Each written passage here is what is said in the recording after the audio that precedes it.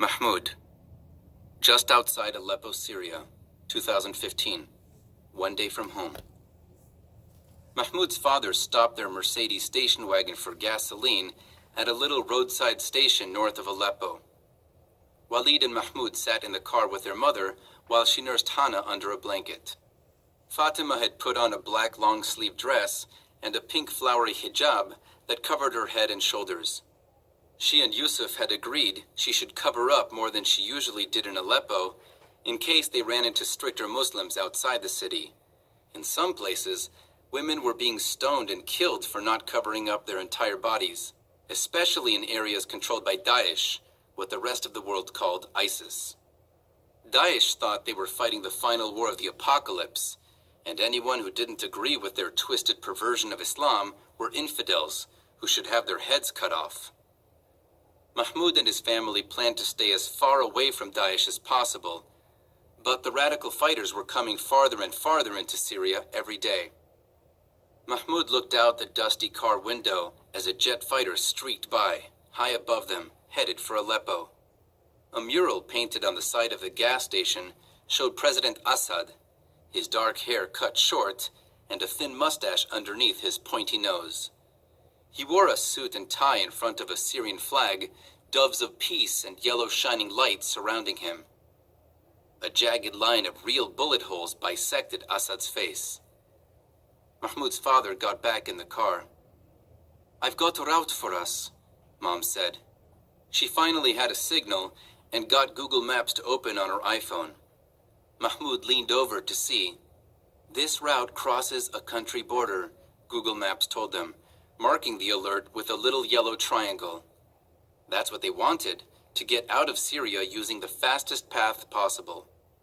Dad started the engine, put the car into gear, and they were off. An hour later, they were met on the road by 4 soldiers waving for them to stop. Mahmoud froze. The soldiers might be with the Syrian army or with the Syrian rebels. They could even be Daesh. It was hard to tell anymore. Some of these soldiers wore camouflage pants and shirts, but others wore Adidas jerseys and leather jackets and track pants. They all had short black beards like Mahmoud's father and wore headscarves of different colors and patterns. But each of them had an automatic rifle, which was really all that mattered. "Your hijab," Dad said. "Quickly." Mahmoud's mother pulled the end of the scarf up over her face so that only her eyes were showing. Mahmoud sank to the floor of the old Mercedes station wagon and tried to disappear. In the seat beside him, Walid sat up straight next to his open window, unmoving and unfazed. "Everybody stay calm," Dad said, slowing the car down, "and let me do all the talking." One of the soldiers stood in front of the car, his rifle aimed loosely at the windshield, while the others walked around the sides, peering in through the windows. The soldiers were silent, and Mahmoud closed his eyes tight, waiting for the shots to come. Sweat ran down his back. "I'm just trying to get my family to safety," Dad told the men. One of the men stopped at the driver's side window and pointed his rifle at Mahmoud's father. "Which side do you support?" The question was as dangerous as his gun. The right answer, and they lived. The wrong answer, and they all died. But what was the right answer? Assad and the Syrian army? The rebels? Daesh? His dad hesitated, and Mahmoud held his breath. One of the soldiers cocked his rifle. Check. It was Walid who spoke up. "We're against whoever is dropping the bombs on us," he said. The soldier laughed, and the other soldiers laughed with him. "We're against whoever is dropping the bombs too," the soldier at the window said, "which is usually that dog Assad." Mahmoud breathed again with relief. Walid didn't know it, but he'd saved the day. "Where are you going?" the soldier at the window asked. "North," Dad said, "through Azaz." The soldier opened the back door of the car and slid inside, pushing Walid into the back of the station wagon. No, you can't go through Azaz anymore," the soldier said. "The Free Syria Army and Al-Qaeda are fighting there now." The door next to Mahmoud opened, and one of the soldiers nudged him up from the floor and into the back with Walid. 2 more soldiers crammed themselves into the back seat, and the last one joined Mahmoud and Walid in the back with their backpacks. He was dusty and smelled like he hadn't had a bath in months, and the heat of the road radiated off him and his rifle like a stove. Apparently, they were all coming along for the ride. One of the soldiers in the back seat snatched up Mom's iPhone and looked at the route. "Use Apple Maps," another soldier said. "No, you idiot. Google Maps is better," said his friend. "See here," he told Mahmoud's father. "You'll have to go over to Katma and then north through Castel Sindo. The rebels and the army and Daesh are all fighting here," he said, pointing to places on the map. "Many guns and artillery, and the Kurds hold all this territory here. Russian airstrikes have hit here and here in support of that Alawite pig Assad, and American drones are attacking Daesh here and here." Mahmoud's eyes went wide. Everything the soldier was describing stood between them and Turkey. "Go back south," one of the soldiers told Mahmoud's father. "You can let us off at Highway 214. Dad turned the car around and drove. The soldier with the iPhone scrolled up the map to see their destination. "You're going to Turkey?" I went to engineering school there," Mahmoud's father said. "You shouldn't be leaving Syria," said one of the soldiers. "You should stand up for your country. Fight the tyrant Assad." Between Assad and Daesh and Russia and America, Mahmoud thought, there wasn't much of a Syria left to fight for. "I just want to keep my family safe," Dad said. "My family was killed in an airstrike," one of the soldiers said. "Maybe when yours is too, you'll take up arms. But by then, it will be too late." Mahmoud remembered the horror he'd felt when his apartment building collapsed, and he thought his mom was still inside. The fear he'd felt when they couldn't reach his father. If his parents had died in the airstrike, would he want revenge on their killers? Instead of running away, should Mahmoud and his father join the rebels and fight to win their country back? Mahmoud's dad kept driving. They were almost to the highway when gunfire erupted nearby. Tat, tat, tat, tat, tat, tat, tat, tat, and bullets pinged into the car. Mahmoud screamed and dropped to the floor as broken glass sprayed him. One of the back tires exploded, and the car swerved wildly and screeched as his dad fought to keep control of it. Mahmoud and Walid went tumbling, and the soldier in the back rolled on top of them. The soldier had a hole in his head. Mahmoud screamed again and pushed the man away as the car skidded to a stop. Bullets whizzed by, then caught the car again. Ping, ping, ping! And Mahmoud's dad threw open the driver's side door and pulled Mom and Hana out with him. "Get out of the car!" he cried. The soldiers in the back seat kicked open the door on the left side of the car and spilled outside. More bullets whizzed by overhead, and soon the rebel soldiers who had been riding with them were returning fire, their automatic rifles booming in Mahmoud's ears like he was in a barrel, and they were beating on the outside of it with hammers.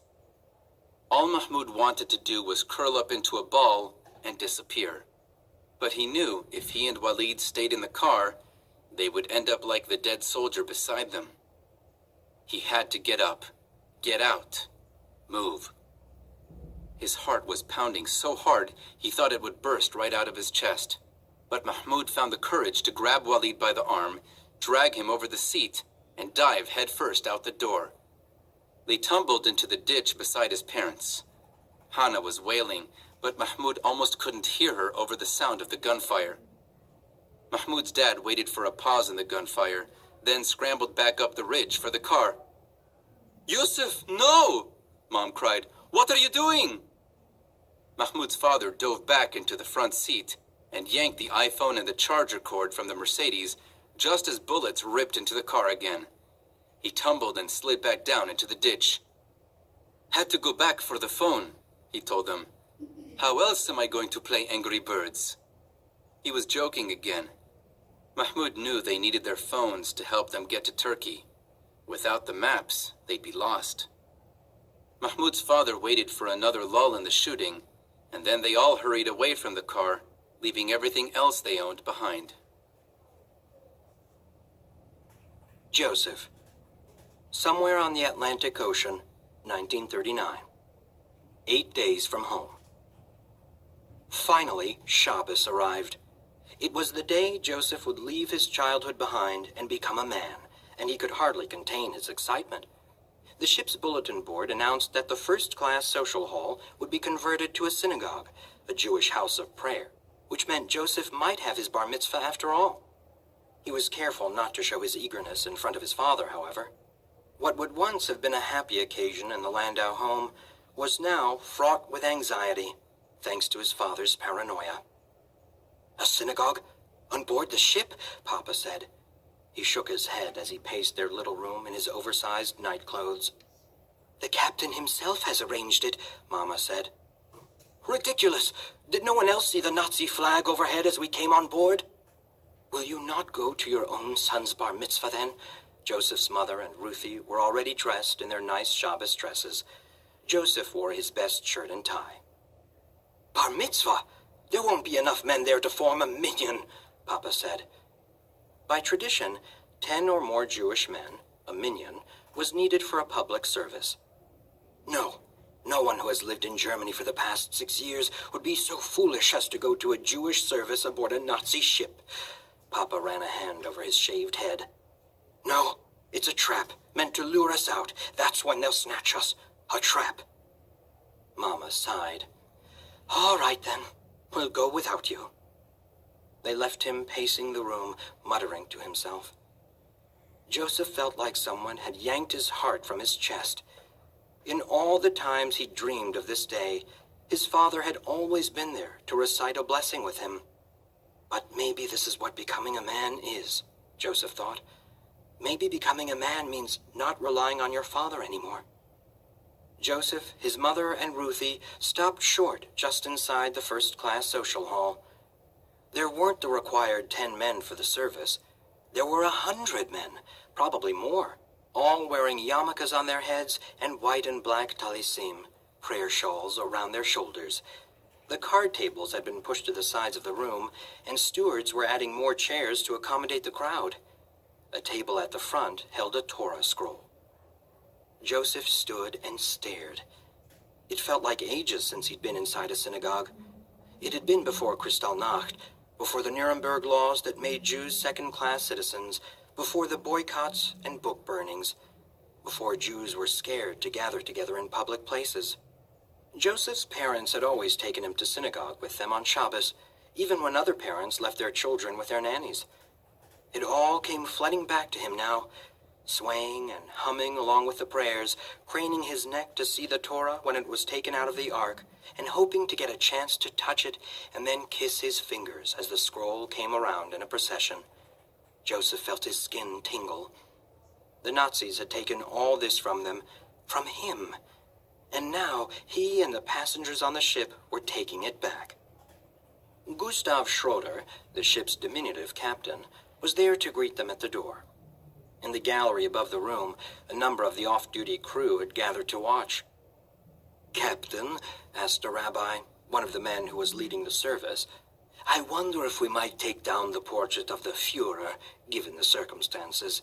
It seems inappropriate for such a sacred moment to be celebrated in the presence of Hitler." Joseph had seen paintings of the Nazi leader all over the ship, and the first-class social hall was no exception.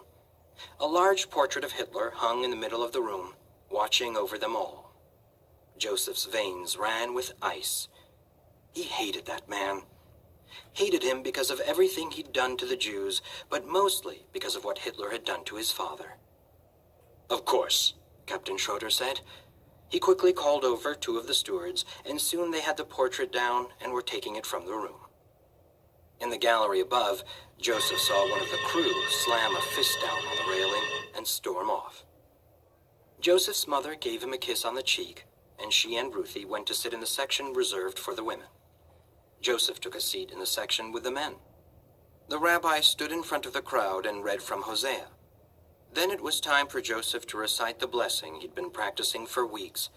There were butterflies in his stomach as he got up in front of such a large audience, and his voice broke as he stumbled through the Hebrew words, but he did it. He found his mother in the crowd. Her eyes were wet with tears. "Today," Joseph said, "I am a man." There were many hands to shake and many congratulations after the ceremony, but it was all a blur to Joseph. He felt like he was walking in a dream. For as long as he could remember, he'd wanted this, to no longer be a child, to be an adult. Joseph's mother and sister left to go back to visit his father in their cabin. Joseph walked the promenade deck by himself, a new man. Renata and Evelina jumped out from behind a lifeboat and grabbed Joseph by the hand. Without their parents on the ship, they had skipped synagogue to play. "Joseph, come stand guard for us," Renata cried. Before he could protest, the girls dragged him to a women's restroom. He was afraid they were going to pull him inside, but instead they deposited him by the door. "Yell if you see someone coming," Renata said breathlessly. "We're going to latch all the stalls from the inside and crawl out under the doors so no one can use the toilets." "No, don't," Joseph tried to tell them, but they were already gone. He stood there awkwardly, not sure if he should stay or go. Soon the sisters ran back outside, hanging on to each other with laughter. A young woman staggered past them, clutching her stomach and looking green. Renata and Evelina got quiet, and Joseph could hear the woman desperately rattling the stall doors, looking for a toilet. The woman lurched out of the bathroom, looking even more green and desperate, and wobbled away. Renata and Evelina burst into laughter. Joseph raised himself up. "This isn't funny. Go in there and unlock those doors this minute." "Just because you had your bar mitzvah doesn't make you an adult," Renata told him, and Evelina stuck her tongue out at him. "Come on, Evie, let's do the bathrooms on A deck." The girls tore away, and Joseph huffed. They were right. A bar mitzvah alone didn't make him an adult. Being responsible did. He walked on along the promenade, looking for a steward he could tell about the bathroom stalls. He saw two stewards who had stopped to look over the side at the sea and came up behind them. "Must be doing 16 knots easy," said one of the stewards. "Captain's got the engines maxed out." "Has to," the other said. "Them other two ships is smaller and faster. They get to Cuba first and unload their passengers, and who knows? Cuba might decide she's full up with Jews when we get there and turn us away." Joseph looked out to sea. There wasn't another ship on the horizon as far as he could see. What other ships were they talking about? More ships full of refugees? And why did it matter which one got there first? Hadn't everyone on board already applied and paid for visas? Cuba couldn't turn them away. Could they? One of the stewards shook his head. "There's something they're not telling us, the shipping company. Something they're not telling Schroeder. The captain's in a tight spot, he is. Wouldn't want to be him for all the sugar in Cuba." Joseph backed away. He'd already forgotten about the stalls in the women's bathroom. If he and his family didn't make it to Cuba, if they weren't allowed in, where would they go? Isabel,